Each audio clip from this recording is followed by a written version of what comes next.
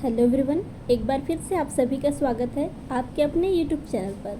आज के इस वीडियो में सी-टेट के लिए सीडीपी के कुछ महत्वपूर्ण प्रश्नों को देखेंगे। तो चलिए शुरू करते हैं। आज की क्लास का पहला प्रश्न है, आपकी कक्षा में एक बच्चा रोज़ आपको परेशान करने के लिए अप्रासंगिक प्रश्न पूछता है, आप क्या करेंगे? ऑप्शन फर्स्ट है प्रधानाचार्य से शिकायत करेंगे। ऑप्शन सेकेंड है उसे डांटेंगे। ऑप्शन थर्ड है उससे बातचीत करेंगे। ऑप्शन फोर्थ उसके माता पिता से शिकायत करेंगे। तो इस प्रश्न का आपका जो करेक्ट ऑप्शन हो जाएगा आपका ऑप्शन थर्ड, उससे बातचीत करेंगे। यदि कोई छात्र शिक्षक से अप्रासंगिक प्रश्न पूछकर परेशान करता है तो ऐसी स्थिति में शिक्षक को उस छात्र से बातचीत कर उसकी समस्या का पता लगाना चाहिए तथा उस समस्या का निदान करना चाहिए। आपका ऑप्शन थर्ड करेक्ट हो जाएगा। प्रश्न संख्या 2, पियाजे की कौन सी अवस्था का संबंध अमूर्त एवं तार्किक चिंतन से है? पियाजे की कौन सी अवस्था का संबंध अमूर्त एवं तार्किक चिंतन से है? ऑप्शन फर्स्ट है संवेदी कामक अवस्था। ऑप्शन सेकेंड है पूर्व संक्रियात्मक अवस्था। ऑप्शन थर्ड है अमूर्त संक्रियात्मक अवस्था। ऑप्शन फोर्थ है मूर्त संक्रियात्मक अवस्था। तो इस प्रश्न का आपका जो करेक्ट ऑप्शन हो जाएगा आपका ऑप्शन थर्ड, अमूर्त संक्रियात्मक अवस्था। अमूर्त संक्रियात्मक अवस्था में बच्चा अमूर्त एवं तार्किक चिंतन करने लगता है। प्रश्न संख्या 3, शिक्षा के क्षेत्र में पाठ्यचर्या शब्दावली किस ओर संकेत करती है? ऑप्शन फर्स्ट है शिक्षण पद्धति में पढ़ाई जाने वाली विषय वस्तु। ऑप्शन सेकेंड है विद्यालय का संपूर्ण कार्यक्रम जिसमें विद्यार्थी प्रतिदिन अनुभव प्राप्त करता है। ऑप्शन थर्ड है मूल्यांकन प्रक्रिया। ऑप्शन फोर्थ है कक्षा में प्रयुक्त की जाने वाली पाठ्य सामग्री। तो आप देख पा रहे होंगे आपका जो ऑप्शन करेक्ट हो जाएगा आपका ऑप्शन सेकेंड करेक्ट हो जाएगा। शिक्षा के क्षेत्र में पाठ्यचर्या शब्दावली विद्यालय का संपूर्ण कार्यक्रम है जिसमें विद्यार्थी प्रतिदिन अनुभव करते हैं। प्रश्न संख्या 4, निचली कक्षाओं में शिक्षण की खेल पद्धति मूल रूप से आधारित है। निचली कक्षाओं में शिक्षण की खेल पद्धति मूल रूप से आधारित है। ऑप्शन फर्स्ट है शारीरिक शिक्षा कार्यक्रमों के सिद्धांतों पर। ऑप्शन सेकेंड है शिक्षण पद्धति के सिद्धांतों पर। ऑप्शन थर्ड है विकास एवं वृद्धि के मनोवैज्ञानिक सिद्धांतों पर। ऑप्शन फोर्थ है आपका शिक्षण के समाजशास्त्रीय सिद्धांतों पर। तो आपका ऑप्शन थर्ड करेक्ट हो जाएगा, विकास एवं वृद्धि के मनोवैज्ञानिक सिद्धांतों पर आधारित है। प्रश्न संख्या 5, विद्यालय आधारित आकलन मुख्य रूप से किस सिद्धांत पर आधारित होता है? विद्यालय आधारित आकलन मुख्य रूप से किस सिद्धांत पर आधारित होता है? ऑप्शन फर्स्ट है आपका आकलन बहुत किफ़ायती होना चाहिए। ऑप्शन सेकेंड है बाह्य परीक्षकों की अपेक्षा शिक्षक अपने विद्यार्थियों की क्षमताओं को बेहतर से जानते हैं। ऑप्शन थर्ड है किसी भी कीमत पर विद्यार्थी से अच्छे ग्रेड मिलने चाहिए। ऑप्शन फोर्थ है विद्यालय बाह्य परीक्षकों के निकाय की अपेक्षा ज़्यादा सक्षम है। तो आप देख पा रहे होंगे आपका ऑप्शन सेकेंड, बाह्य परीक्षकों की अपेक्षा शिक्षक अपने विद्यार्थियों की क्षमताओं को बेहतर से जानते हैं। आपका ऑप्शन सेकेंड करेक्ट है। प्रश्न संख्या 6,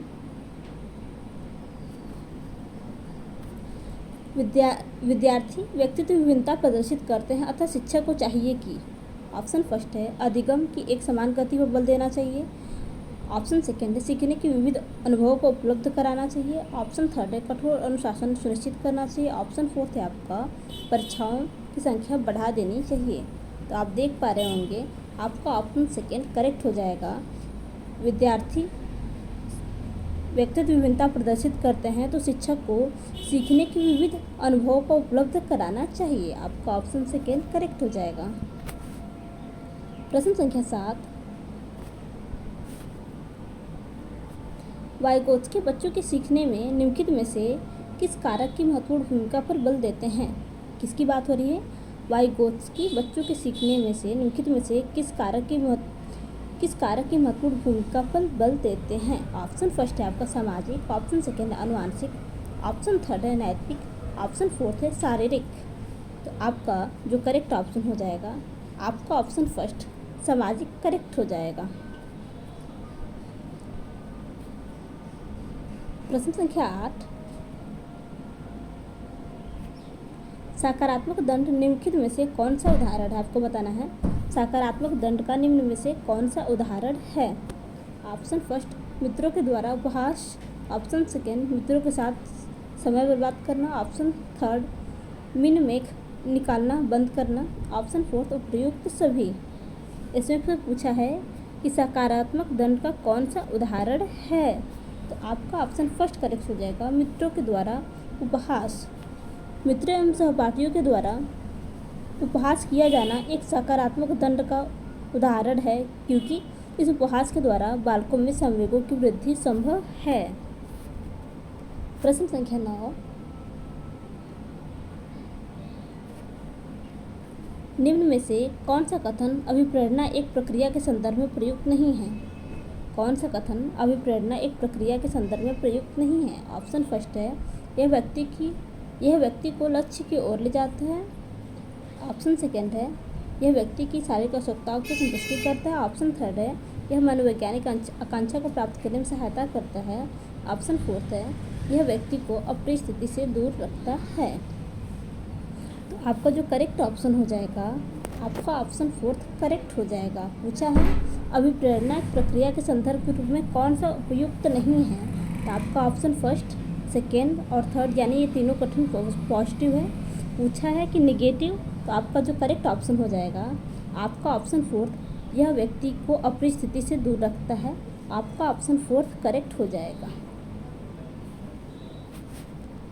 प्रश्न संख्या 10, किसी उद्दीपन के निरंतर दिए जाने से व्यवहार में होने वाला अस्थायी परिवर्तन कहलाता है। किसी उद्दीपन के निरंतर दिए जाने व्यवहार से होने वाला अस्थायी परिवर्तन कहलाता है। ध्यान देना, अस्थायी परिवर्तन कहलाता है। ऑप्शन फर्स्ट है अभिव्यस्तता। ऑप्शन सेकेंड है अधिगम। ऑप्शन थर्ड है अस्थायी अधिगम। ऑप्शन फोर्थ हो जाएगा आपका अभिप्रेरणा।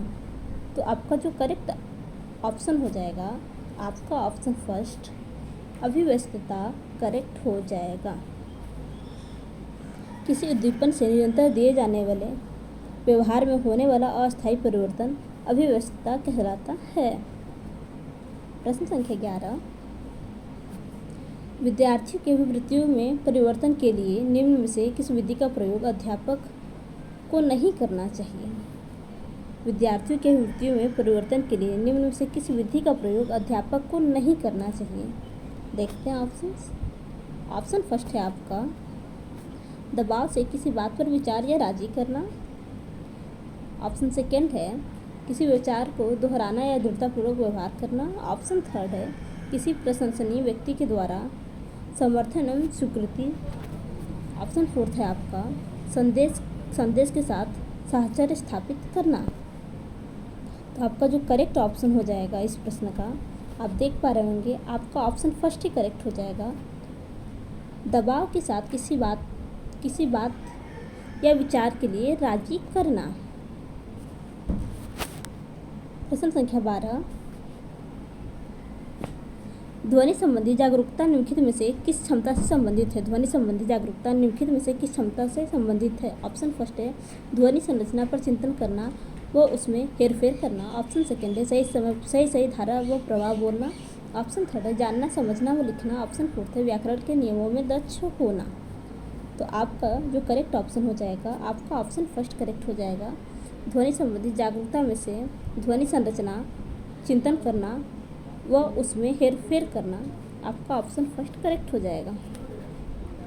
प्रश्न संख्या 13,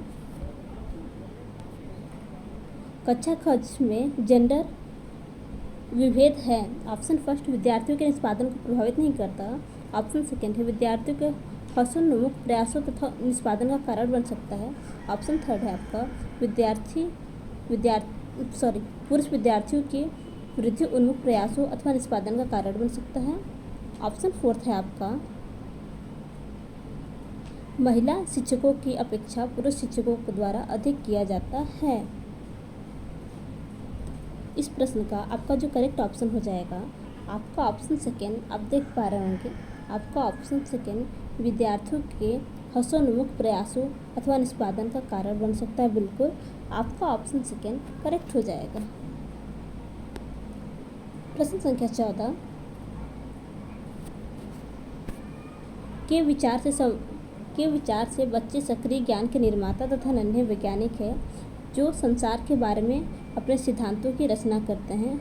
आपको बताना है कि किसके बारे में बात की गई है। आपका जो करेक्ट ऑप्शन होगा, आप देख पा रहे होंगे, यह कथन पियाजे से संबंधित है। पियाजे के विचार से बच्चे सक्रिय ज्ञान के निर्माता तथा नन्हे वैज्ञानिक हैं जो संसार के बारे में अपने सिद्धांतों की रचना करते हैं। आपका ऑप्शन फोर्थ करेक्ट हो जाएगा। प्रश्न संख्या 15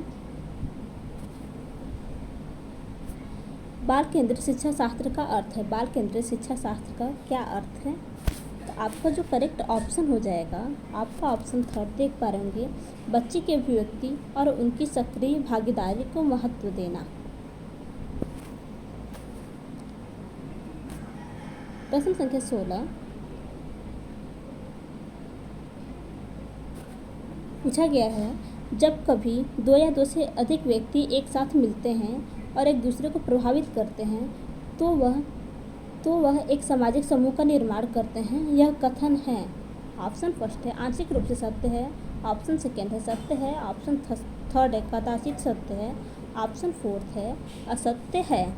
तो इस प्रश्न का आपका जो करेक्ट ऑप्शन हो जाएगा, आपका ऑप्शन सेकेंड सत्य है करेक्ट हो जाएगा। प्रश्न संख्या 17 शिक्षण प्रक्रिया में निम्नलिखित में से किसका भली प्रकार से ध्यान रखना चाहिए? ऑप्शन फर्स्ट है विद्यार्थियों की सक्रिय सहभागिता का करेक्ट है, देखते हैं। ऑप्शन सेकंड है अनुशासन व नियमित उपस्थिति, ऑप्शन थर्ड है गृह कार्य की जांच में लगन, ऑप्शन फोर्थ है विषय वस्तु की कठिनाई। तो आपका ऑप्शन फर्स्ट करेक्ट हो जाएगा, विद्यार्थी की सक्रिय सहभागिता का। अगला प्रश्न है,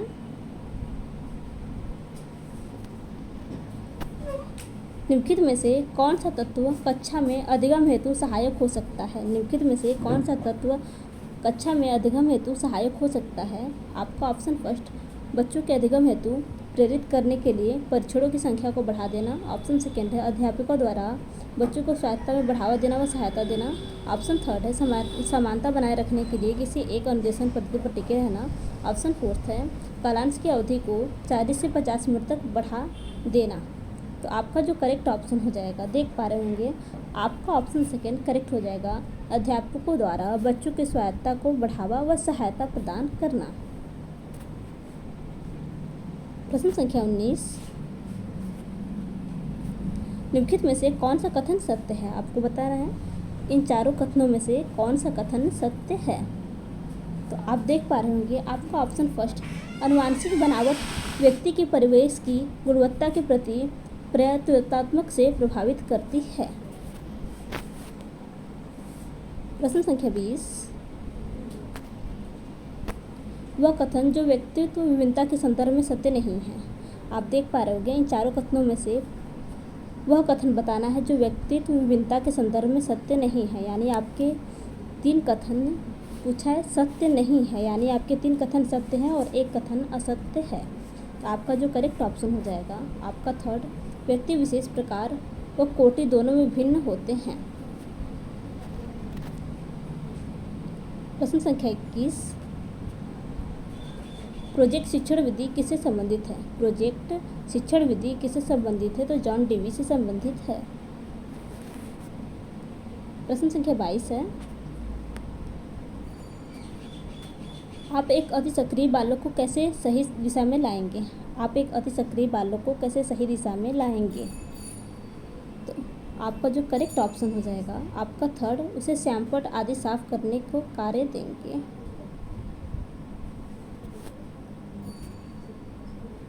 प्रश्न संख्या 23 है, पृथक पृथक समजातीय समूहों के व्यक्तियों के प्रति बच्चों की वृत्ति साधारणतः आधारित होती है। ऑप्शन फर्स्ट है उनके अभिभावकों की चित्तवृत्ति पर ऑप्शन सेकेंड है उन समकक्षियों की अभिवृत्ति पर ऑप्शन थर्ड है दूरदर्शन के प्रभाव पर ऑप्शन फोर्थ है उनके सहोदरों की अभिवृत्ति पर। तो आपका जो करेक्ट हो जाएगा, आपका ऑप्शन फर्स्ट करेक्ट हो जाएगा, उनके अभिभावकों की चित्तवृत्ति पर। प्रश्न संख्या 24,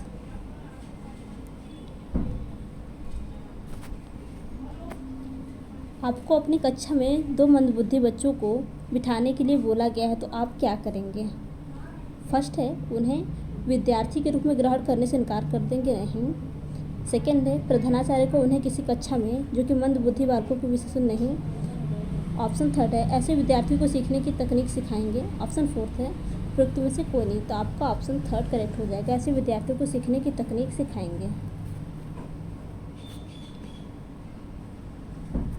प्रश्न संख्या 25, अर्जव तर्क देता है कि भाषा विकास व्यक्ति की नैसर्गिक प्रवृत्ति से प्रभावित होता है, जबकि सोनाली महसूस करती है कि यह परिवेश से प्रभावित होता है। आर्जव और सोनाली के बीच यह किस प्रकार का चर्चा है। तो आप देख पा रहे होंगे आपका जो करेक्ट ऑप्शन हो जाएगा यह आपका प्रकृति तथा पालन पोषण पर वाद विवाद चर्चा है। सो फ्रेंड्स, अगर आपको आज की वीडियो हेल्पफुल लगी हो तो वीडियो को लाइक तथा चैनल को सब्सक्राइब करना न भूलिएगा। धन्यवाद।